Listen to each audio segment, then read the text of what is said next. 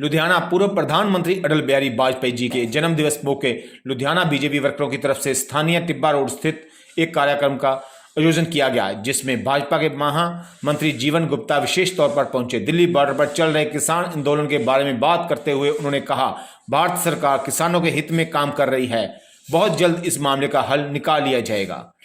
Fire news Ludhiana से विपिन कुमार की report.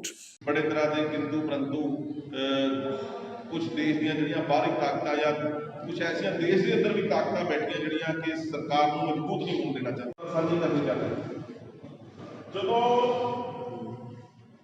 13 ਮਹੀਨੇ ਦੀ ਸਰਕਾਰ ਬਣਨ ਤੋਂ ਬਾਅਦ ਗਿਰੀ ਸੀ सरकार, उस समय की वोट के सरकार कि मंडी में बिकाऊ माल बहुत था, पर हमने उसकी बोली नहीं लगाई, हमने खरीदारी नहीं की। अगर खरीदारी की होती सरकार नहीं बच जाती। किलो जिला कुछ सब नहीं होता रहा, छोटे छोटे अपना मंडलों में काम करते हैं, जिले में काम करते हैं, प्रांत से काम करते हैं। किसी उन्होंने हर बंदा तारीफ करता थी, चाहे लोग जोड़े पार्टियां क्यों ना हो। यही कारण सीगा कि कांग्रेस की सरकार ने उन्होंने हिम्मत जाके सूझबूझ देना जिसे पार्टी के कार्यकर्ताओं को नवी सेध दी, उसे पूरे हिंदुस्तान के भी उन्होंने गलबात भी संबोधित कर। मैं ये 2-3 मिनट जो मेरे को टाइम है वो मैं अज के हालात के ऊपर जरूर चर्चा करनी चाहांगा। अज विशेषकर पंजाब में एक ऐसा माहौल क्रिएट ऐसा कुछ नहीं है, और एक खदशे से एक खदशा के आधार पर क्षमतावां के आधार पर आंदोलन चलिया किसान संगठनों ने मीटिंग हुई, जिले 14 किसान संगठनों ने मोटी खदशा तो असं तुम लिख के दे दिया। जे तुम कंट्रैक्ट फार्मिंग के जुडिशरी के जाने की जरूरत समझते हो, असं वो भी लिख के दे दिया। इस तो इलावा जिस तरह की भी तुहाडे शंके जे और ये जे किसी होर तरह का शंका है जोड़ा एक कर रहा है कि इलैक्ट्रिसिटी अमेंडमेंट बिल की गल सी, वो भी वापस लेने की गल जी है केंद्र सरकार ने तजवीज़ के तौर पर किसान संगठनों के सामने रखी।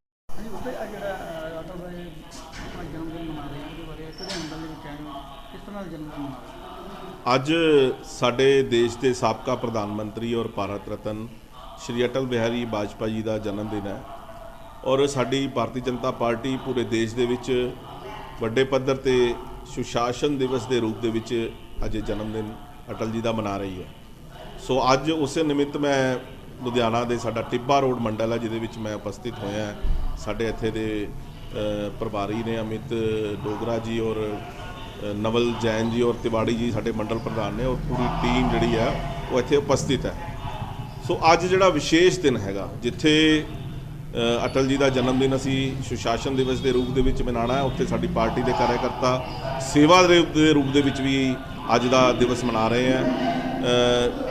जिहड़े जरूरतमंद लोग ने उन्हां तक पहुँच के उन्हां दी सेवा करना और उहदे नाल नाल जिहड़ा विशेष जिहड़ा काम है, क्योंकि 12 बजे देश के प्रधानमंत्री श्रीमान अटल बिहारी वाजपेयी जी का संबोधन है, और इस संबोधन के नाल नाल अज देश के 9 करोड़ किसानों के खात्यां विच किसान सम्मान निधि का 18,000 करोड़ रुपया जोड़ा है वो भी एक बटन दब के देश के प्रधानमंत्री जी पा रहे हैं।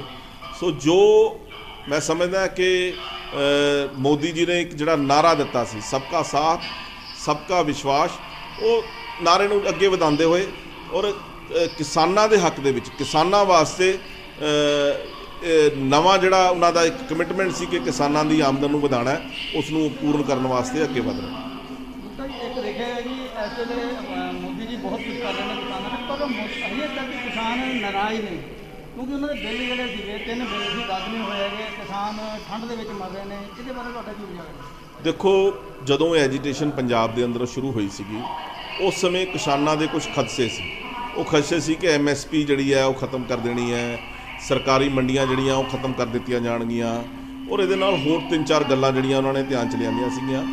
पर देश की सरकार ने मोदी जी की सरकार ने साडे देश के खेतीबाड़ी मंत्री श्रीमान नरिंदर सिंह तोमर जी ने बड़े खुले मन दे नाल किसान संगठनों को सुनिया भी है, और सुनन तो बाद जिहड़े उन्होंने खदशे सी ਉਹਦੇ ਤੇ एक बड़ा अच्छा प्रस्ताव बना के उन्होंने पिछले दिनों के अंदर किसान संगठनों को भेजा सीगा। पर मैनू ये गल बड़े दुख नाल कहनी पै रही है कि किसान संगठनों ने शायद वो प्रस्ताव जो ठुकराए ਤੇ ਉਸ ਤੋਂ ਬਾਅਦ ਜਿਹੜਾ ਹੈ ਉਹ ਅੰਦੋਲਨ ਅਜੇ ਲੰਮਾ ਚੱਲ ਰਿਹਾ ਹੈ। ਪਰ ਸਾਨੂੰ ਪੂਰਨ ਉਮੀਦ ਹੈ ਕਿ ਜਿਸ ਢੰਗ ਨਾਲ ਕੇਂਦਰ ਦੀ ਸਰਕਾਰ ਕਿਸਾਨਾਂ ਦੇ ਹੱਕ ਦੇ ਵਿੱਚ ਕੰਮ ਕਰ ਰਹੀ ਹੈ, ਜਿਸ ਢੰਗ ਨਾਲ ਮੋਦੀ ਜੀ ਜਿਹੜੇ ਨੇ ਕਿਸਾਨ ਹਿਤੈਸ਼ੀ, ਕਿਸਾਨ ਦੇ ਬਾਰੇ ਬੜੀ ਬਰੀਕੀ ਨਾਲ ਸੋਚ ਰਹੇ ਨੇ ਔਰ ਸਮਝ ਰਹੇ ਨੇ, ਤੇ ਆਉਣ ਵਾਲੇ ਸਮੇਂ ਦੇ ਵਿੱਚ ਕਿਸਾਨ ਵੀ ਇਹਨਾਂ ਗੱਲਾਂ ਨੂੰ ਸਮਝੇਗਾ। ਕਿਉਂਕਿ ਮੈਂ ਸਮਝਦਾ ਵੀ ਪੰਜਾਬ ਨੂੰ ਛੱਡ ਕੇ ਬਾਕੀ ਪੂਰੇ ਦੇਸ਼ ਦੇ ਅੰਦਰ ਵੀ ਹੋਰ ਤਰ੍ਹਾਂ ਦੀਆਂ ਫਸਲਾਂ ਹੁੰਦੀਆਂ ਨੇ, ਸਾਡੇ ਪੰਜਾਬ ਦੇ ਵਿੱਚ ਕਣਕ ਤੇ ਝੋਨਾ ਜਿਹੜਾ ਬਹੁਤਾਤ ਲਗਾਇਆ ਜਾਂਦਾ। ਸੋ ਮੈਂ ਸਮਝਦਾ ਵੀ ਇਹ ਕਾਨੂੰਨਾਂ ਦਾ ਕਣਕ ਝੋਨੇ ਤੇ ਕੋਈ ਫਰਕ ਨਹੀਂ ਪੈਣ ਵਾਲਾ। ਬਾਕੀ ਫਾਰਮਿੰਗ ਜਿਹੜੀ ਹੈਗੀ ਹੈ ਉਹਦੇ ਤੇ ਜਿਹੜਾ ਹੈਗਾ ਉਹ ਉਹਦੇ ਵਾਸਤੇ ਸ਼ਾਇਦ ਇਹ ਸੰਘਰਸ਼ ਹੈਗਾ, ਇਹ ਉਹਦੇ ਵਾਸਤੇ ਸ਼ਾਇਦ ਇਹ ਕਾਨੂੰਨ ਹੈਗੇ। ਸੋ ਕਣਕ ਔਰ ਝੋਨੇ ਦੀ ਜਿਹੜੀ ਖਰੀਦ ਹੈ ਉਹ ਸਰਕਾਰ ਨੇ ਹੀ ਕਰਨੀ ਹੈ। ਉਹਦੇ ਵਾਸਤੇ ਬੜੇ ਖੁੱਲ੍ਹੇ ਮਨ ਨਾਲ ਉਹਨਾਂ ਨੇ ਕਿਹਾ ਕਿ MSP ਵੀ ਰਹੇਗੀ ਔਰ ਇਹਦੇ ਨਾਲ ਸਰਕਾਰੀ ਮੰਡੀਆਂ ਵੀ ਰਹਿਣਗੀਆਂ, ਸਰਕਾਰੀ ਖਰੀਦ ਵੀ ਜਾਰੀ ਰਹੇਗੀ। ਇਹ ਜਿਹੜਾ ਹੈਗਾ ਉਹ ਸਮਝਣਾ ਚਾਹੀਦਾ ਮੇਰੇ ਕਿਸਾਨ ਭਰਾਵਾਂ ਨੂੰ। ਇਸ ਵੇਲੇ ਵਪਾਰੀ ਵੀ ਦੇਖਿਆ ਜਾਵੇ, ਵਪਾਰੀ ਇਸ ਵੇਲੇ ਸਮਰਥਨ ਦੇ ਰਹੇ ਨੇ, ਕੁਛ ਨਾ ਕੁਛ ਕਮੀ ਤਾਂ ਹੈਗੀ ਹੈ, ਜਿੱਥੇ ਵੀ ਵਪਾਰੀਆਂ ਨੂੰ ਸੜਕ ਤੇ ਆਉਣਾ ਪਿਆ ਮੋਦੀ ਦੇ ਖਿਲਾਫ। ਮੇਰਾ ਇੱਕ ਤੁਹਾਨੂੰ ਸਵਾਲ ਹੈ ਕਿ ਜਿਹੜੇ ਵਪਾਰੀ ਵੀ ਸਮਰਥਨ ਦੇ ਰਹੇ ਹਨ ਉਹਨਾਂ ਨੂੰ ਕਾਨੂੰਨਾਂ ਬਾਰੇ ਪੁੱਛੋ ਕਿ ਪਤਾ, ਉਹ ਕਾਨੂੰਨਾਂ ਤੇ ਬੈਠ ਕੇ ਗੱਲ ਤਾਂ ਕਰਨ।